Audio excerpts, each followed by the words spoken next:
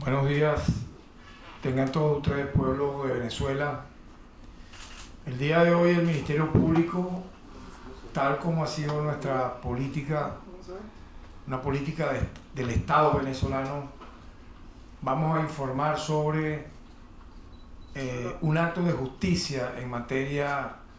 de derechos humanos, un acto de justicia también en relación a las víctimas de sucesos lamentables de violencia que en días pasados ocasionaron víctimas fatales de venezolanos, y que, como ha sido a partir de la aprobación de la Constitución del año 99, cuyo título 3 de Derechos Humanos es paradigmático a nivel global, incluso que ha sido imitado, que ha sido referencia de quienes hemos sido defensores de derechos humanos de nuestra temprana adolescencia, pero también ha sido objeto de estudio, y eso hay que siempre recordarlo, de académicos, de juristas, no solo de América Latina, sino en el planeta. Y quiero recordar que a partir de ahí, obviamente, el Estado venezolano asumió un compromiso, más allá de las deficiencias, de los errores, pero hay que reconocer también de los aciertos, para que el tema de derechos humanos, su prevención, su judicialización, sea entendida como una política, repito, no solo de Estado, sino también de quienes, cometiendo la falla grave de violar derechos humanos, sepan que contra ellos irá todo el peso de la ley, puesto que nosotros somos una democracia que se diferencia notablemente de lo que significó la política de terrorismo de Estado que se practicó en Venezuela a partir de la mal llamada democracia representativa, que inclusive dejó muy lejos, dejó en pañales a la propia dictadura de Pérez Jiménez con sus prácticas de desapariciones forzadas, de asesinatos en serie, de masacres totalmente abominables como la de Yumare, la del Amparo, la del Caracazo, la de Cantaura, el asesinato selectivo y a la vez masivo de dirigentes políticos de izquierda que se rebelaban pacíficamente, no solamente en época de insurgencia, en contra de quienes, repito, practicaban la represión, el hambre y la entrega de nuestra riqueza a los Estados Unidos de América. Eso quedó siempre como una materia vista de evaluación para quienes en cargos de elección popular o en cargos de Estado tenemos siempre que vernos en esa realidad para diferenciarnos notablemente. Y quería, pues, estas breves palabras de introducción hacerlas porque honra a quienes luchamos de manera permanente para que la vigencia de los derechos humanos sea realidad en Venezuela, más allá de la propaganda transnacional que busca siempre colocar a Venezuela como el Estado violador de derechos humanos, sin mirar, por ejemplo, estados criminales, terroristas, como los que existe, supóngase usted, al lado nuestro, aquí en Colombia, donde diariamente asesinan a mansalva a un dirigente de derechos humanos, a un dirigente campesino, a un desmovilizado de los llamados acuerdos de paz, que pareciera que fue para identificar quiénes eran combatientes y matarlo, y así sucesivamente, sin que haya voz alguna que pare esa masacre. Para no hablar del propio Estados Unidos de América, para no hablar de países de América Latina que ya sabemos tienen esa tradición y no van a cambiar. En tal sentido, pues hoy vamos a dar detalles de los avances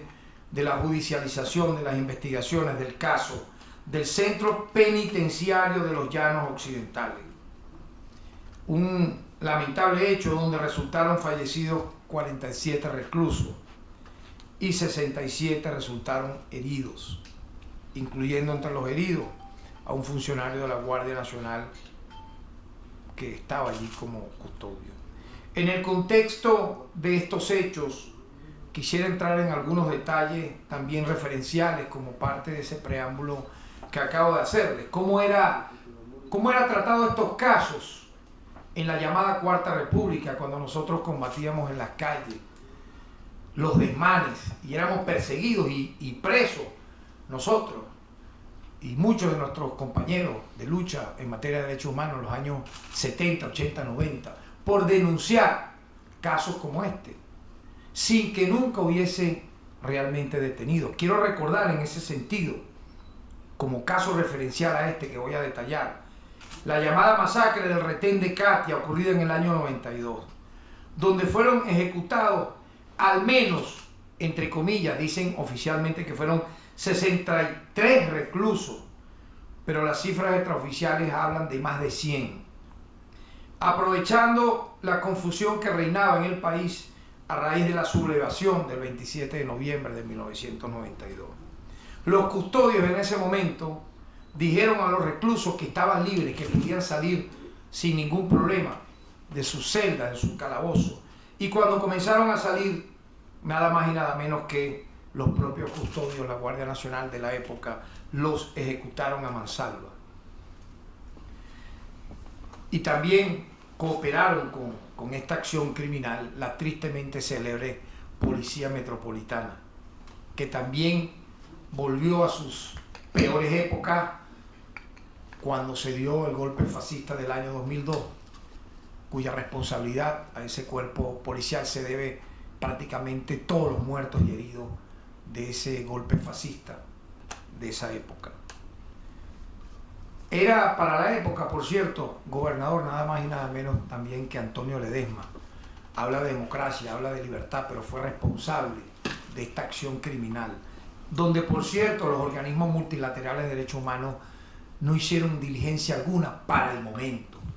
sino como siempre hace o hacía para la época la Comisión Interamericana y la Corte Interamericana de Derechos Humanos, abrían un oficio y esperaban años y años y años y años para evacuar alguna diligencia, cosa diferente como ocurre en esta época, cuando en Venezuela lamentablemente pudiese ocurrir un hecho lamentable que pudiera calificarse como violación a derechos humanos. Eso siempre lo voy a criticar, como para algunas personas o organismos la materia de derechos humanos, dependiendo del país, se coloca como primera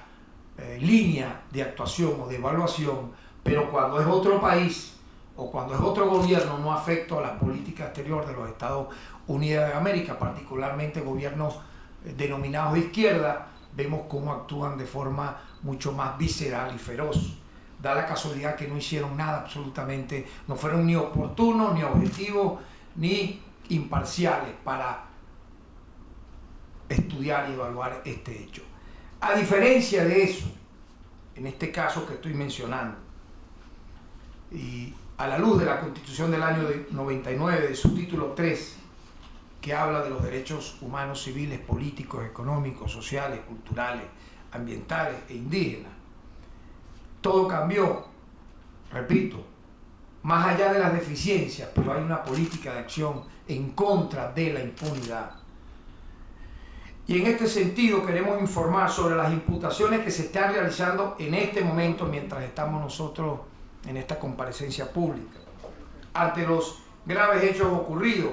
en Guanare, Estado Portuguesa.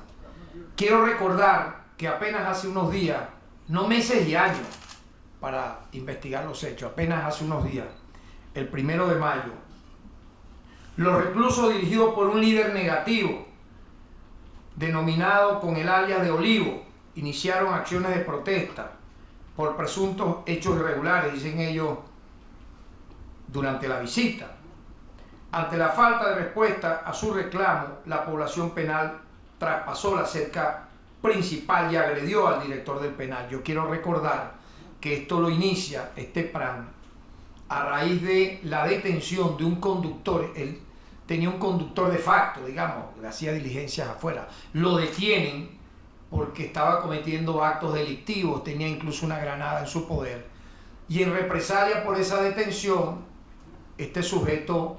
según las versiones preliminares, inicia estas acciones utilizando, lamentablemente, de escudos humanos a la población penal. Ante estos hechos, funcionarios, custodios de dicho centro de reclusión, y en nuestra observación, no realizaron las maniobras necesarias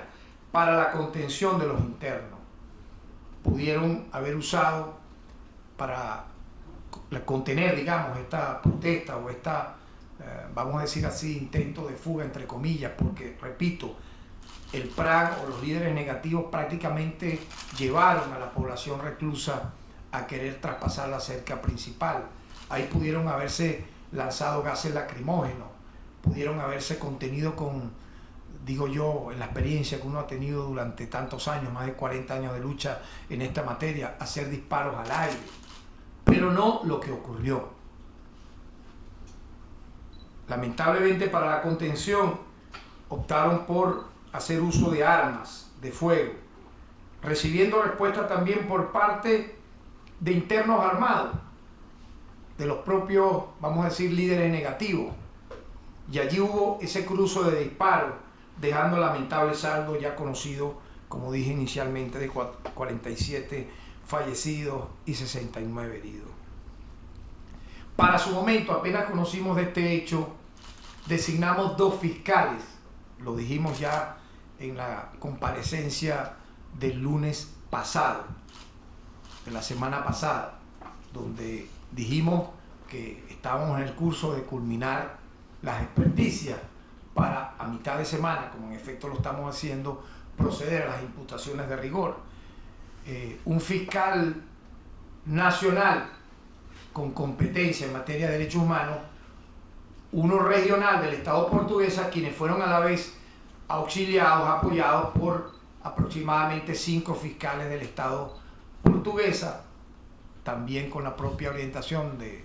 la Dirección de Derechos Humanos de este Ministerio Público, de mi persona, obviamente, de la Fiscal Superior del Estado portuguesa y de nuestro equipo de criminalística. La unidad criminalística del Ministerio Público se trasladó hacia el lugar. También se trasladó los equipos técnicos del 6CPC, quienes acompañaron esta investigación. Allí se levantaron numerosas experticias que incluyeron inspección técnica, recolección de proyectiles, levantamientos planimétricos, trayectorias balísticas, entre otras, logrando identificar a los funcionarios que dispararon contra los reclusos. Funcionarios y también líderes negativos que mencionaré a continuación. Estos son primer teniente Alberto Castro Malaguera, sargento primero Jesús Manuel Torres Parada, sargento mayor de tercera Joángel Simón Rodríguez Escalona, sargento primero Jorge David Almeida Gudiño